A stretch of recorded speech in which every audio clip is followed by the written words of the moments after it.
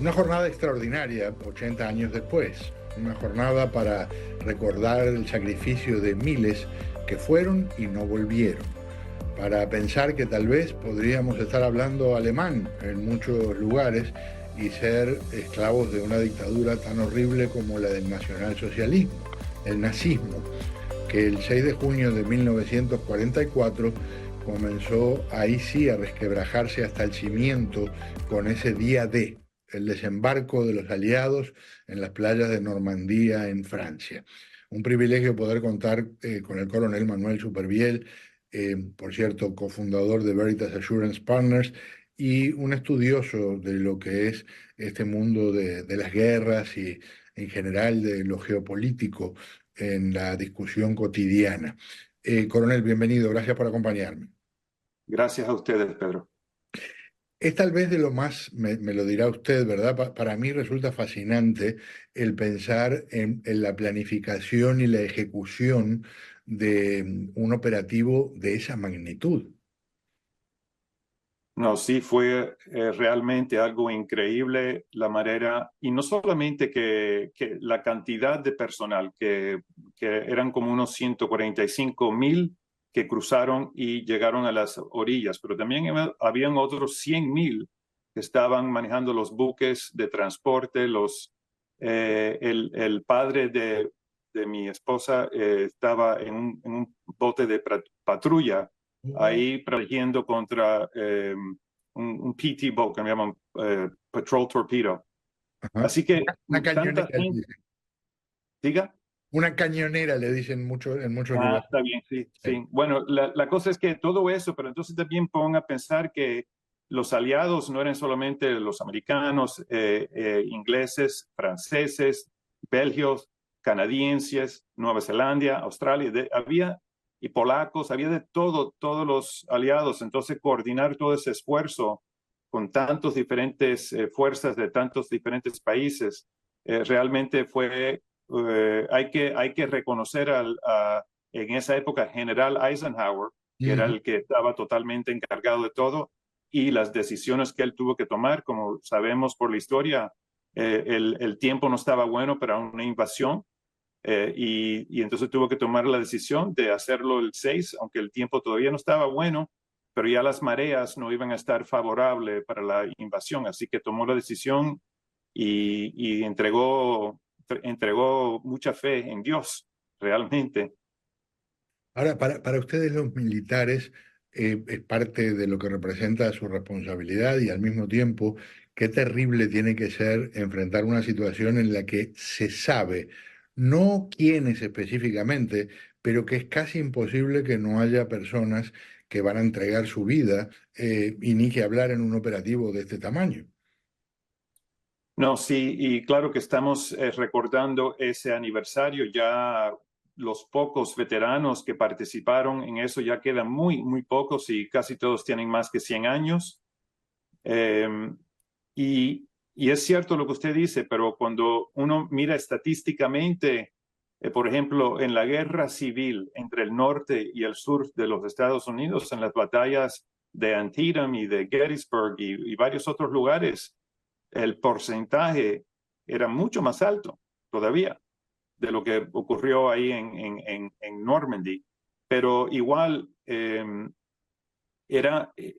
es algo que hay que en realidad pensar el por qué el soldado, no los líderes, no los políticos, pero por qué los soldados se van a arriesgarse de esa manera tan permanente, ¿no? Porque otro punto, no solamente los que mueren, pero mucho más salen de ahí muy heridos, lesionados, con situaciones que le afectan el resto de su vida.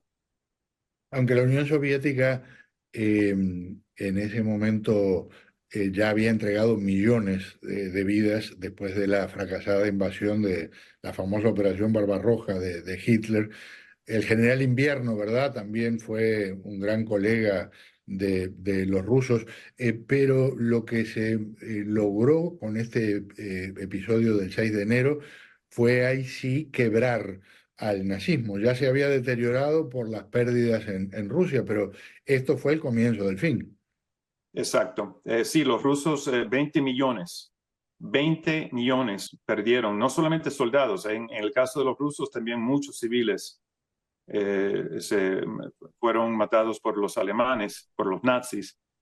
Pero sí, esto de crear ya un frente en el frente oeste de los nazis para que los rusos puedan seguir avanzando por el este, del este hacia el oeste. Entonces eso fue importantísimo para quitarle un poco de la presión a los rusos y también para darle la oportunidad, vamos a ser realistas, que también era parte de la oportunidad para los aliados estar ahí cuando ya se fuera a quebrar Alemania, porque si no, lo hubieran dejado todo a los rusos.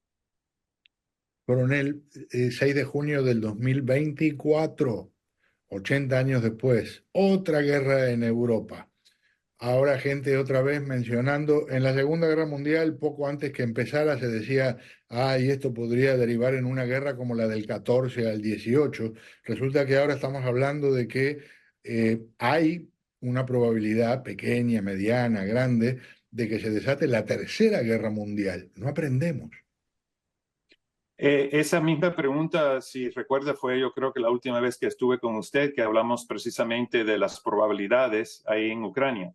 Y tienes la razón, mira, las guerras, esto es mi opinión, he estado en 4 conflictos armados desde las Filipinas, fines de los 80, en Perú en los medios 90, en Colombia, principios de los 2000, y en Afganistán 2005-2006.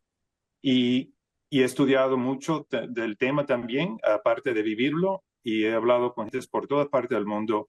Al fin del día, lo que tenemos en común es que todos los humanos somos iguales en ese sentido. Todos no hemos aprendido esta lección. En otras palabras, que la lección siendo de que al fin del día, todos los seres humanos, igual que todos los otros animales y cosas que viven en este planeta, estamos a bordo de una nave espacial y que todos somos pasajeros y que deberíamos de encontrar la manera permanentemente de trabajar y luchar todos juntos, porque los recursos que existen hay más que suficiente para todos. Y entonces ahí viene el problema. La avaricia, Pedro, la avaricia humana es lo que al fin del día informa esta debilidad del ser humano de poder trabajar juntos de una manera más pacífica. Y yo entiendo, por ejemplo, hay casos en que existe una agresión aquí en Estados Unidos.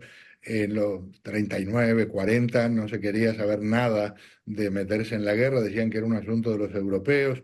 Y por supuesto también pasó lo de Pearl Harbor, que fue una sorpresa monumental, aunque mucha gente maneja información que dice que había elementos para pensar que podía haber un ataque del lado de Japón y que el presidente Roosevelt lo veía como una posibilidad de entonces ya poder entrar en la guerra porque tenía miedo que cayera toda Europa, incluyendo el Reino Unido.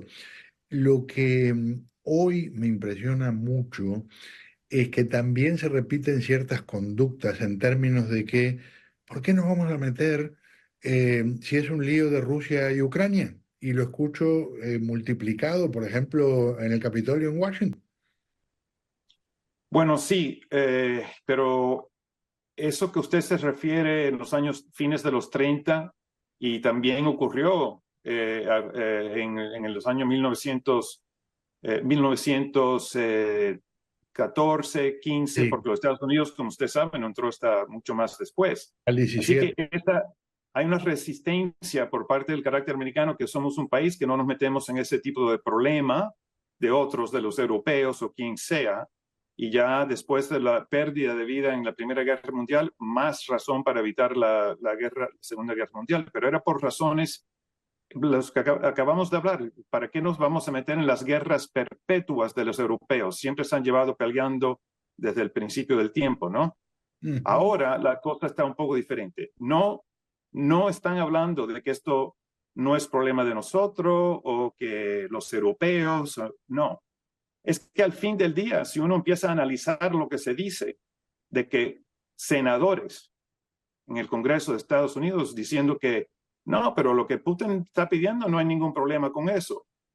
¿Qué es el problema? En otras palabras, no es que nosotros no nos deberíamos de meter así como antes, las razones antes. Ahora es una cierta empatía con el lado autoritario de lo que representa Putin.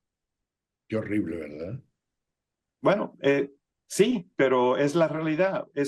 Y eso es mucho más peligroso de lo que existía antes cuando nos queríamos cerrar los ojos así y decir, no queremos ver esto. Ahora es que actualmente hay gentes elegidos, representantes y senadores que actualmente tienen más simpatía con Putin, que es un dictador, de que tienen con los ucranianos, que con sus muchos defectos, los ucranianos, pero al fin del día es un país esencialmente libre. Claro. Y que, por cierto, fue invadido, si no, no hubiera Y que existido. fue invadido y todo lo demás. Todo el tema de la ley está obviamente en su favor, pero lo que quiero decir es que ya ha habido y ese problema de, vamos a decir, el amor por, o por lo menos la simpatía con el autoritarismo que hay aquí en este país hoy en día es muy preocupante. No es la primera vez, pero nunca ha llegado a este punto. Coronel, qué placer nuevamente, le agradezco muchísimo que me acompañe.